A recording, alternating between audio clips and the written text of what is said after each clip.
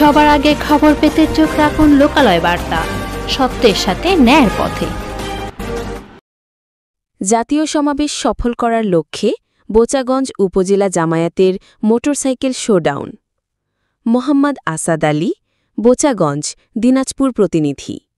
বাংলাদেশ জামায়াতে ইসলামী ঘোষিত আগামী ১৯ জুলাই সোহরাওয়ার্দী উদ্যানে অনুষ্ঠিতব্য জাতীয় সমাবেশ সফল করার লক্ষ্যে দিনাজপুরের বোচাগঞ্জ উপজেলা জামায়াতে ইসলামী একটি বিশাল মোটরসাইকেল শোভাযাত্রার আয়োজন করে।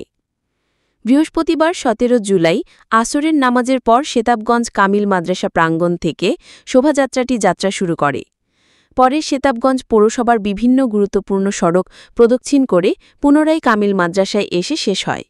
শোভাযাত্রা চলাকালই বিভিন্ন স্লোগানে মুখরিত হয়ে ওঠে সড়কগুলো।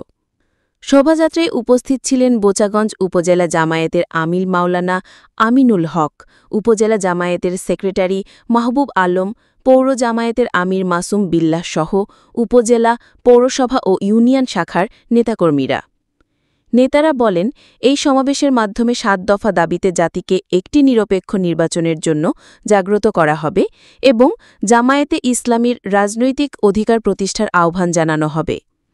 ধন্যবাদ লোকালয় বার্তার সাথে থাকার জন্য।